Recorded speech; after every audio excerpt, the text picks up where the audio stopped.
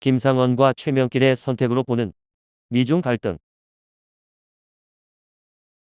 1637년 1월 18일 청군에게 포위되어 있던 남한산성의 분위기는 침울했는데 산성으로 쫓겨들어온 지 한 달이 훨씬 지났지만 돌파구는 보이지 않았습니다.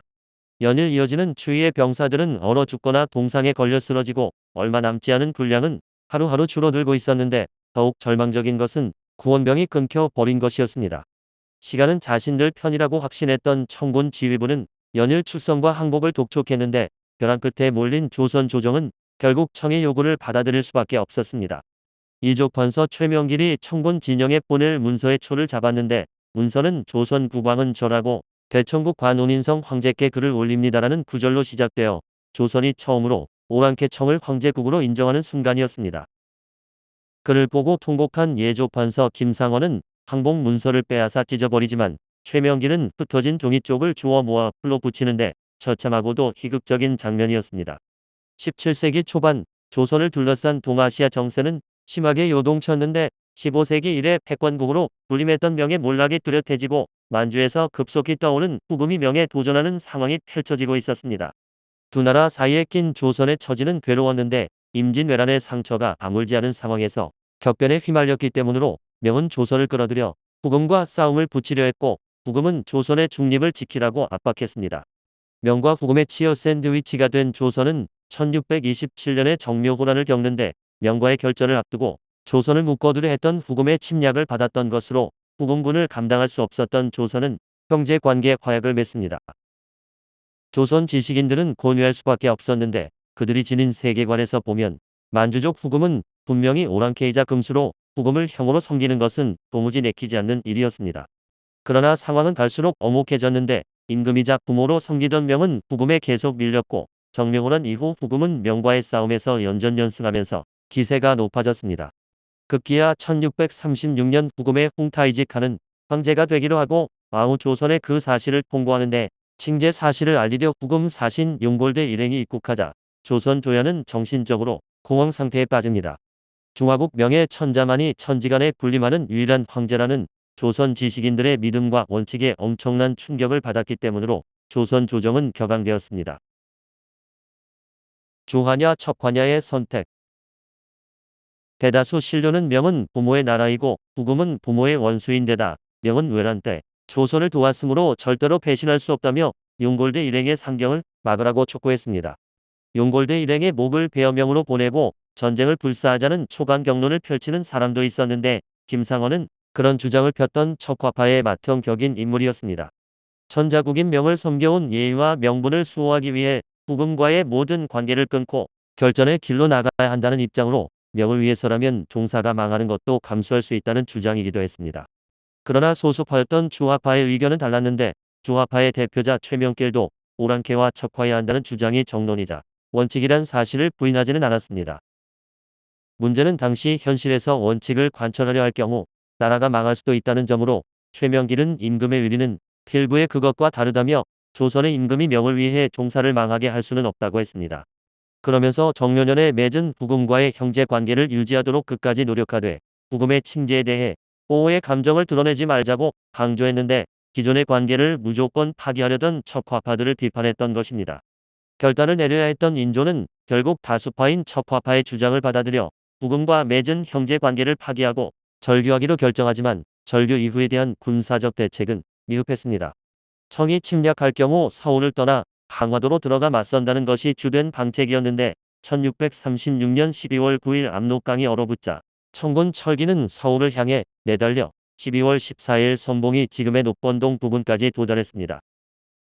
청군은 의주에서 서울로 이르는 대로 주변의 산성에 들어가 적이 이용하지 못하도록 농작물이나 건물 등 지상에 있는 것들을 말끔히 없애는 작전인 청야작전을 폈던 조선군을 무시하고 돌격을 감행했습니다.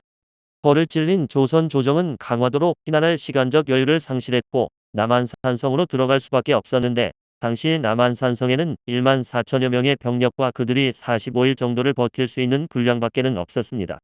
춥고 배고픈 산성은 청군에 의해 완전히 포위되었고 남북방의 구원병들은 산성으로 접근하는 족족 청군에게 괴멸당했는데 청은 처음에는 왕세자를 내보내야 항복을 받아주겠다고 했습니다. 그러나 이어서 무조건 항복을 요구했고 나중에는 척화신들을 묶어보내야 한다고 압박의 강도를 높였는데 포위된 산성에서도 선택을 둘러싼 논쟁은 지속되었습니다. 김상원 등은 인조에게 오랑캐의 신하가 되느니 최후의 결전을 벌여 깨끗이 망하자는 주장을 폈고 최명길 등은 종사와 백성을 생각해야 할 임금은 은인자 중해야 한다고 강조했습니다. 산성을 지키던 병사들도 동요했는데 주의와 굶주림, 공포에 지친 병사들 가운데 항복하자고 시위를 벌이는 자들도 나타나는 등 막다른 상황에 몰리자 인조는 결국 최명길 등의 건의를 받아들입니다. 선택의 역사적 의의. 인조는 1637년 1월 30일 삼전포로 내려와 항복했는데 오랑캐 주장 홍타이지에게 3번 큰절을 올리고 9번 머리를 조아리는 치욕적인 항복이었습니다. 인조가 겪은 치욕보다 더 처참한 것은 수십만의 백성이 청군에게 포로가 되었던 사실로 조선 포로들은 심형으로 끌려가 노비로 사역되었는데 탈출을 시도하다 죽는가 하면 도로 붙잡혀 발뒤꿈치를 잘리는 혹형을 받았습니다. 포로가 된 많은 여인이 끌려가는 도중 청군의 첩으로 전락했고 심양에 도착해서는 질투심에 눈이 먼 만주족 본처로부터 끓는 물 세례를 받은 여인도 있었습니다. 어렵게 종사와 국채를 보전했지만 전란 때문에 백성이 겪어야 했던 고통은 처절함 그 자체였는데 조선은 과연 이 처참한 국난을 피할 수 없었던 것인지가 궁금해집니다. 조선 지식인들 대다수가 명은 중화이고 청은 오랑캐라는 것을 원칙으로 견지하는 한 그것은 쉬운 일이 아니었지만 원칙과 현실이 부딪힐 때 무엇을 소중한 목표로 삼을 것인지를 보면 이야기가 달라질 수 있습니다. 남한 산성의 함락이 임박했을 때 김상원 등의 주장은 조선의 신료는 물론 임금도 명을 위해 옥죄해야 한다는 것인 반면 최명길 등은 조선 임금은 명보다는 조선 백성의 운명을 먼저 생각해야 한다는 입장이었습니다. 전자가 무차별적 원칙론이라면 후자는 선택적 원칙론으로 병자호란의 발생부터 종결까지 인조는 양자 사이를 왔다 갔다 했는데 병자호란 무렵의 국제질서 변동 과정에서 조선은 독립변수가 아니었습니다. 명과 청 사이에 낀 조선은 두 나라와의 관계를 잘 유지하려고 노력했지만 결국 전쟁에 휘말리고 말았는데 명과 청이 계속 싸우는 상황에서 종속변수 조선은 선택의 기로로 내몰릴 수밖에 없었기 때문입니다. 조선이 처한 조건을 잘 알고 있었던 최명길은 병자호란 직전 인조에게 결단을 촉구한 바 있는데 그는 청과의 화친을 강조하면서도 청과 싸우려는 것이 진심이라면 압록강까지 전진해 싸우자고 촉구했습니다. 인조가 거부에 무산되었지만 이 주장이 갖는 의미는 만만치 않은데 북경에서 결전을 벌이면 승패도 그곳에서 조기에 결판날 것이고 청군이 깊숙이 남하하는 사태는 벌어지지 않았을 가능성이 컸습니다. 그러면 그렇게 많은 포로가 청군에게 사로잡히는 비극은 피할 수 있었을지도 몰라 최명길의 주장이야말로 종속변수 조선이 피해를 최소화하면서 명청 교체의 격변 속에서 살아남을 수 있는 대안이었을지 모릅니다. 17세기 초반 조선이 선택의 기로로 내몰렸던 사실은 미국과 중국이 맞선 오늘의 현실에도 시사하는 바가 큰데 기존 패권국이 쇠퇴하고 새 강국이 떠올라 도전하는 사태가 빚어질 때 한반도는 항상 위기를 맞았습니다. 명청 교체를 비롯해 14세기 후반의 원명 교체, 16세기 후반의 일본 굴기, 19세기 후반의 청일 전쟁이 한반도에 몰고 왔던 결과들이 그 생생한 신뢰로 미중 대결의 시대에 우리는 또 어떤 선택을 해야 할까요? 나아가 선택의 기로로 내몰리는 것을 피하고자 우리는 지금 어떤 준비를 하고 있는지 되돌아보게 만듭니다. 오늘은 김상원과 최명길의 선택으로 보는 미중 갈등이었습니다.